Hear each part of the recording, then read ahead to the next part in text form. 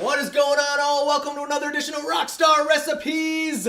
Now, today is actually Thanksgiving here in the United States. I am visiting my parents. This is my parents' house. As you can see, we're setting up for Thanksgiving, even though there's only going to be three of us because of social distancing and whatnot. And this year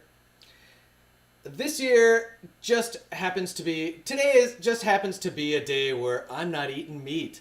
So Thanksgiving is posing a challenge for my family because while they're going to be eating their beautiful bird meat, I'm going to be making something else. And thank you to Chef Geeta from WarriorInTheKitchen.com for sending me her Chana Masala recipe. It's going to be awesome because while everyone else is eating bird meat, I am making myself awesome, kick-ass Indian food.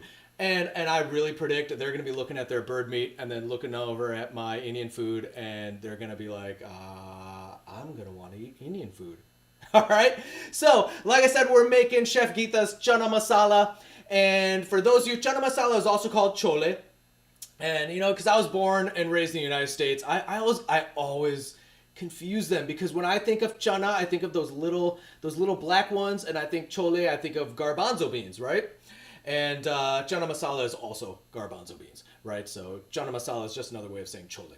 And I'm pretty excited to try out Chef Geeta's recipe because every Indian household has a slightly different recipe. These are all staple dishes in an Indian household, but every household has a slightly different recipe which yields a different flavor. So I'm pretty excited about this. Like even though I'm in my mother's house and she could just as easily, whip up chana masala, which, she's not. It's not her plan for the day. She's cooking stuffing and all sorts of stuff going on there, right? And I am actually waiting for my kitchen time. Do you guys do this at Thanksgiving at your house too? There's so many dishes to make that people have to take turns on kitchen time on who gets the kitchen when to make their dishes, right? So that's what I'm going on. That's what I'm doing right now. I am waiting for my slot in the kitchen so I can make this chana masala. And I'm actually probably also going to make those really cool grilled eggplant and tomato burgers, for lack of a better word. I don't know if you've seen that episode, but if you haven't had a chance after this, you definitely want to go back an episode or two in this season and check out that grilled eggplant and tomato episode because I'm going to be making those as well because those are great. This is the perfect vegetarian Thanksgiving meal, right? I'm going to have grilled eggplant, tomatoes, and really great chana masala. I know I'm preemptively. For all I know, Geeta's chana masala recipe is no good. I actually know that it's going to be great. I have watched her stuff. I check out WarriorInTheKitchen.com. I've combed through her recipes. I can actually tell by looking at the recipe that I'm going to dig it, right? So let's get on with this recipe. I am probably going to have to chop up some of my veggies down here as we're waiting for kitchen time. Now, the key ingredient and star of chana masala is the garbanzo bean or the chickpea. Now, chickpea seeds are high in protein. They're pretty awesome. You've also seen them called Bengal grams and Egyptian peas. And, I believe they've been cultivated for over 7,500 years. And they're ground up to make falafel and hummus. But in Indian food, we're going to make it as the star of chana masala because there is no chana masala without your chickpea. All right, so let's open up this super fun care package that Chef Geeta sent me and find out what our ingredients are to make this authentic Indian chana masala. All right, so she has sent me avocado oil. Now, this is a Chef Geeta original because I think I've seen general vegetable oils or maybe even a coconut oil in a South Indian family. This is a North Indian recipe that we're doing. And this is going to be my first time using avocado oil in Indian cooking. And I've used avocado oil in a lot of stuff, and I really dig it. It's actually one of my favorite oils. But we are using some avocado oil. And let's see her notes. We are actually using 2 tablespoons of avocado oil. And she sent me a little more than that, and I believe we're going to have some finishing oil on this. You know how I love that finishing oil. All right. 4 cups of chickpeas. Now, when Chef Geeta does this in Warrior in the Kitchen, she is using an Instant Pot. So she's actually using dried chickpeas. And I'm not going to be using an Instant Pot, so she's kind enough to send me actually canned chickpeas. And canned chickpeas are actually pretty good. I used to know a guy who made the best falafels in the world that I've ever tasted, and his secret, which I'm not going to say his name so nobody finds out his secret, or otherwise he's going to nobody should reveal this secret, is canned chickpeas, and he actually uses the juice, for lack of a better word, in those canned chickpeas to make they're scrumptious. Canned chickpeas definitely have their place in the kitchen. I know classically trained chefs are like, oh my God, canned anything? I'm telling you, canned chickpeas, they're pretty versatile. They are not bad, right? As long as you get a can that doesn't have, preservatives, canned chickpeas are pretty great. Pretty great. So she sent me two cans of chickpeas, which we are going to use instead of the dried chickpeas because we're not using a pressure cooker or an Instant Pot or any of that, right? We are going to just make a nice, good canned chickpea on the stove chole or chana masala. All right, so one medium onion. Look at this great stuff full of all right, a medium onion, and we're going to dice it.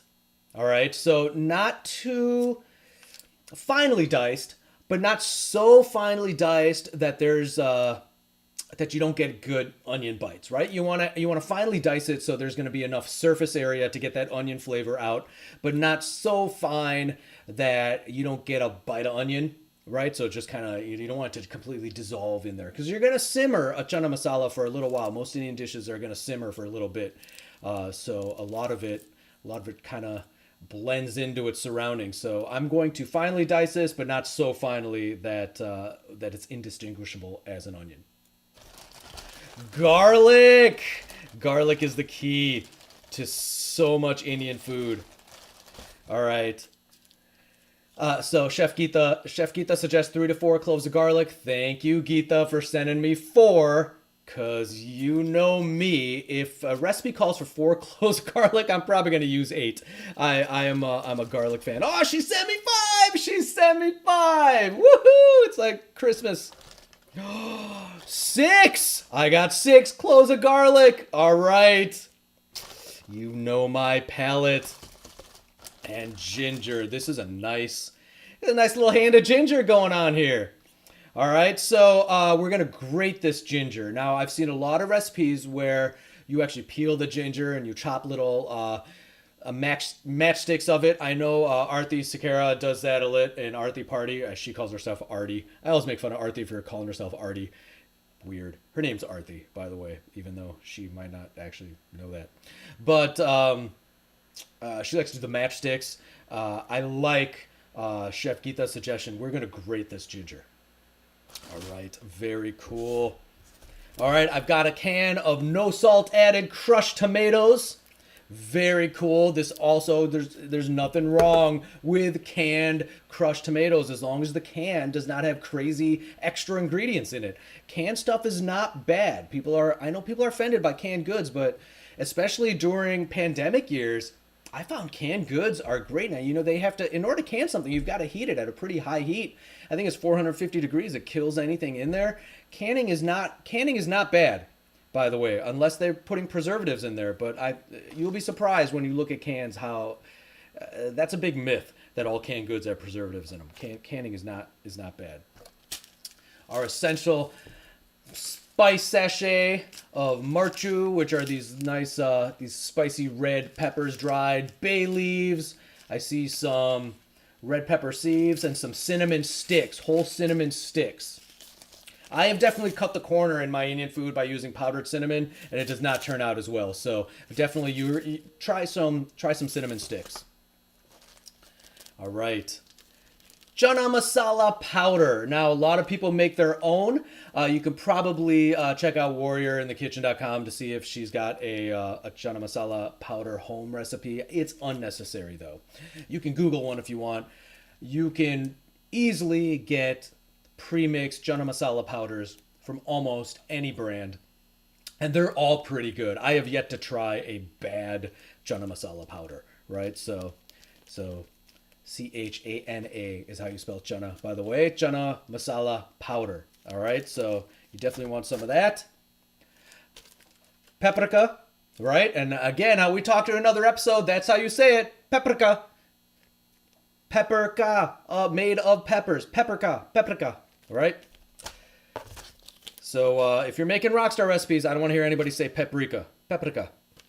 Red chili powder, such a key. You know, a few episodes ago, my mother was down. My parents were down visiting me at my kitchen, and I didn't have any red chili powder in the cabinet, and she didn't know what to do with herself. She's just like, I'm bringing down more red chili powder. Yeah, God forbid an Indian person, even though she didn't cook any Indian food, like we were making shakshukas and stuff, but have that red chili powder. Turmeric. You gotta have that turmeric. And whole cumin seeds, which I believe we are actually going to toast a little bit. Oh yeah, I see in our instructions. We're gonna have these sizzle. You gotta do that. Vagar. You gotta do that. You gotta sizzle these cumin seeds. That's actually some of the most fun part of Indian cooking. All right. And salt, and she sent the white salt, which is good iodized salt on this. A lot of Indians on religious holidays are only going to use that pink Himalayan salt, and I do that on the days. But to be fair, you're not going to eat a dish like this on a true religious day because you don't eat any lentils, right? So on my true religious days, I probably wouldn't allow myself to eat. It wouldn't just be not meat. I wouldn't allow myself to eat garbanzo beans or onions or garlic. And I'd be using pink salt. I'd probably just, eat a banana or something. All right, this is pretty exciting. And let's sneak into the kitchen and see if my kitchen slot is open so we can start making this. So like we said before, we want to get this onion diced. But we don't want to dice it so finely that it disappears into the ether. So I am going to dice it a little more coarsely than you would think, even though the recipe does call for finely diced. In other words, it should be finely diced, but not so finely diced that you don't actually get any onion pieces.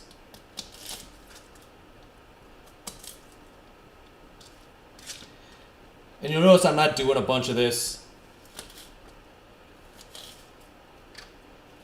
I'm actually cutting it the safe way to cut it. If you are not in a hurry, you don't need to do any of those fancy cutting tricks that you will see on the Food Network.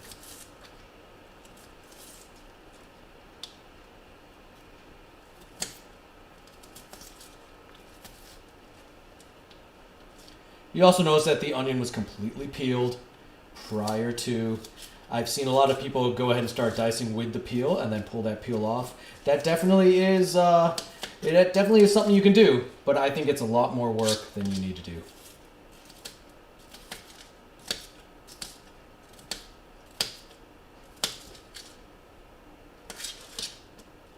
You also notice that I'm doing kind of uneven, different sizes. That's just a matter of my personal taste. Like I said, I like to bite into little onion bites in my Chana Masala.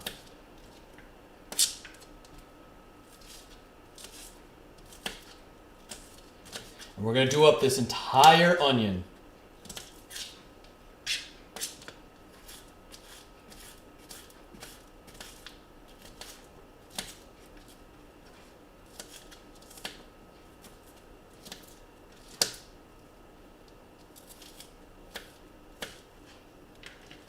I'm sure trained chefs are watching me dice this onion.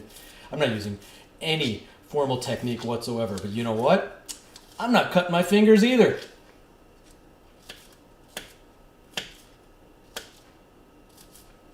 I think I saw a guy on Chopped just last night cut himself. Ridiculous.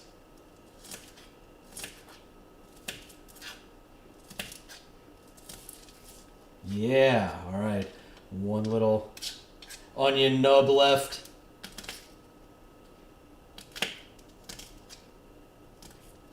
There we go. Okay, and we're gonna grate our ginger, not make little matchsticks. And let's use the small grate option. skin on and everything. I actually do this for tea as well. One thing I learned from an uncle of mine, an uncle meaning, in India, every older man to you is an uncle. So, like not biological, but from the Indian sense that he's an uncle. So, he would freeze these first and then grate them, which makes it so much easier to grate. So you freeze these huge, just keep a bunch of these in your freezer, and then every morning before you make your tea, it's so much easier to grate the ginger when it's frozen. It just makes this nice crystalline powder that you can easily then just dump into your tea before you set it on the stove to boil. When you're having tea, Indian style that is, when you're making a chai, which, chai, this means tea. It's not a special kind of tea like we call it here in the States. Chai just means tea. Yeah, get some nice, good ginger in there. Look at that. Look at that. You just do this every once in a while. Get your grated ginger on your cutting board. Grating ginger is actually a really good way to do it because you're releasing all that gingerol, I believe it's called, the juices. You're getting a lot more surface area and pulp, for lack of a better word, so that ginger flavor can really come out.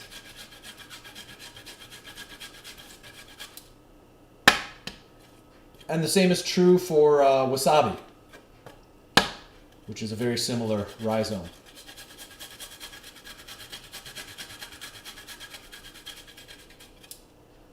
All right. Since this is going to take me a while, be patient with this. I am going to continue to grate this ginger, and we'll move on to the next step.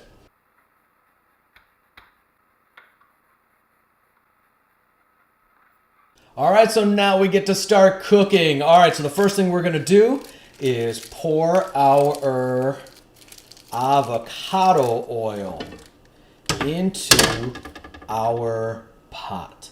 And I'm using a wok-shaped pot, which you'll see in a minute, simply because it is perfect. It's not the full angle of a wok, but it's definitely a Chana Masala pot versus like a big one where the walls go straight up. You'll see in a minute, but it really helps with even cooking and stirring. All right, so we're gonna heat this oil in the pan. You'll know when it's hot, just heat it up. And then we're gonna add in our spice mix, which is the bay leaves, the hot red pepper, the cinnamon sticks, and then we're gonna also add in our whole cumin seeds, because when the cumin seeds start to sizzle, that's when we know to go on to the next step. All right, so this oil is hot. I'm adding in, oh, it's so cool. It's so cool. This is one of my favorite parts when Indian food starts to sizzle like this. Adding in our cumin seeds. Yeah. And just keep an eye on them to see if they start frying, because as soon as they start frying, that's when we want to move on to our next step.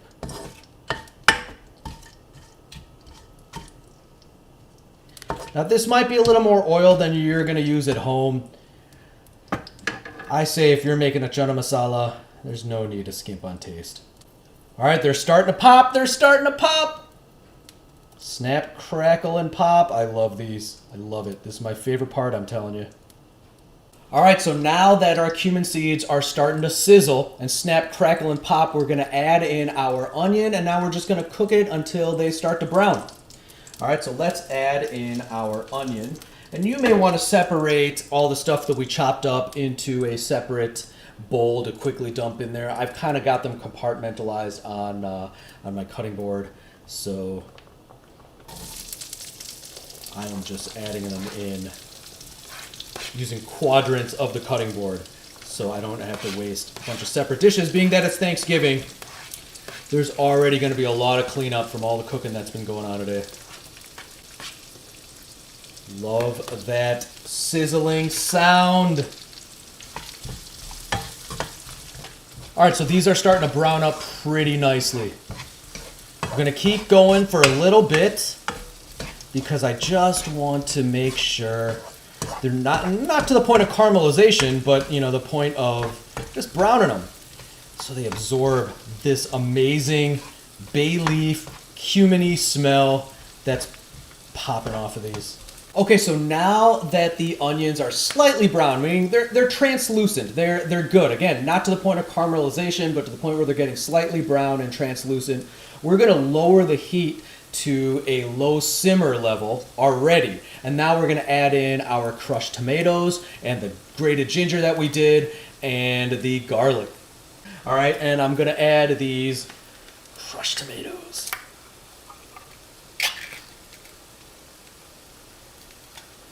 Yeah. You know, when my father makes chole, he makes a dry chole or chana masala. I'm going to keep saying chole. It's just a habit of mine. And so he doesn't add the tomatoes and stuff. He dry cooks them. And it's really good. It's almost like a roasted peanut, and all the stuff like sticks to the side, but it's super, super spicy. Like, you have to be in the mood for it, right? And he also throws like umchor, which is like mango powder, I believe. It's a really... Do we have an English word for that type of khatta? I don't know what khatta is in Indian. It's not sour, it's not bitter. Those aren't the right words, but it's khatta. I don't know, man. I don't know if you can look that up. But it's neither sour nor bitter. But it's something to that effect, right? And it's something else. It's pretty cool. It's pretty cool. I do for today. Today I'm not in the mood for a dry chana masala. I am in the mood for Geeta's Warrior in the Kitchen style, more traditional, authentic style, because I'm going to want to eat it with a roti. And I wonder if I can get my mother to pop on this episode and show us, because she discovered or invented, I'm not sure, this low-carb roti. And I don't know if she's going to get a chance to make it today because it is Thanksgiving after all, and she's got a bunch of other things on her cooking docket. But man, would that be great with this. So I'll see if we can get her to get on here. All right, so now that we've got that mixed well, we're gonna add in all our spices. You know, half teaspoon of salt, which this looks like a little more than half teaspoon of salt, but I'm actually going to use it all because sometimes you really want to generously salt these. You know, half teaspoon of turmeric, full teaspoon of paprika and stuff like that. Now, let's look at what Chef Geeta actually has. Now, she's kind enough to give us specific amounts. You know, she says teaspoon of salt, half teaspoon of turmeric, 2 teaspoons of paprika, and 2 teaspoons of chana masala powder and red chili powder to taste. She is so kind to put optional. I'm going to go as far as say it's not optional. Do not make non-spicy Indian food. It's just weird. It's just weird. All right, so we're going to add these in, and we're also going to add in a cup of water. And I'm going to show you a trick about the cup of water. Remember the can that we got our crushed tomatoes with? Guess what? You fill this up 3/4 of the way, and you got yourself a cup of water. Boom, and there's no wastage of the crushed tomatoes left over in the can. So you'll see now that it's really starting to look like Indian food. I mean, it's got that gutty look to it, and it's looking beautiful. So now we just want to mix well and stir it well. And I use these little tiny stirs and move it around, almost like you would like a mini blender type of thing, because I really want to get all those spices to mix in well without splashing things about. So big stirring motions don't really work well for me. I like to use the tiny stirring motions. All right, now we're going to pop a lid on this puppy and let it simmer for 5 minutes. All right, this puppy has been simmering for a while, and I busted out the can opener and opened up our cans of garbanzo beans, because now the next step is we're going to add these garbanzos into this amazing simmering sauce. You know, it's funny, my parents use these electric can openers, and I've never been able to figure out how to use them. Even when I was a little kid, I just could never use these electric can openers. I'd put them up to the little magnet, and the can would spin around and not cut anything. I'm telling you, a regular, normal, hand crank can opener is the way to go. Well, for guys like me at least. That electric thing does not, it's just did not work for me. Or I have no ability to use that thing. All right. You lift this lid off. Oh, that is, oh my gosh, that is so beautiful. And it smells like the inside of your favorite Indian restaurant. I don't know if you guys can actually see, like there's like these little oil marks just like in a restaurant. It is, where it's like little rivers of different shades of red. This is beautiful. This is beautiful. Let's add in our garbanzos. Yeah.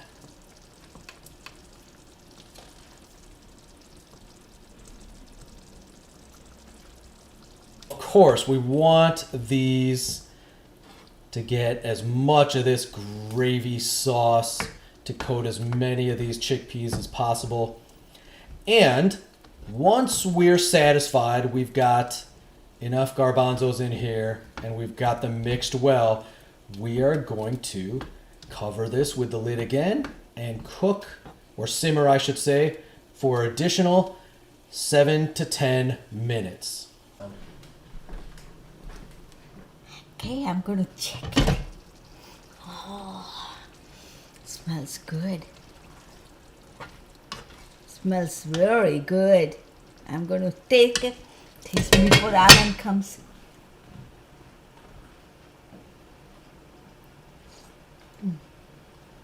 Oh my God. Better than mine. Oh. All right, looks like we are done. And let me see if I can get one of the parents in here to actually test it. Being that they were raised in India, they are going to absolutely let us know if this is good or not. Oh, it smells amazing. All right. Who is in the room closest? What about Mom? Hey, Mom. Yeah. Come in here and taste this Chana Masala recipe. Do you have a spoon? Want me to taste it? Yeah, taste it and let us know how it is. Okay. Let me. Okay. Let me get out of your way and let you Well, go. I need the bowl. I don't want to. Oh, you're going to plate it? Serve it in a bowl? Just in a small bowl. Okay? Yeah, please. Okay. Let's see. It looks good. Oh my God, it has bay leaves and Oh, yeah. the whole red peppers. Whole red peppers. I Whole love cinnamon sticks, too. She went all out. Oh, that is something. I never put that. Okay, it's just, I don't know. It is excellent. And let me know if there's enough marchu because I put lal marchu to taste. Okay. It smells good, looks good. And then I have a garlic I like. Yeah.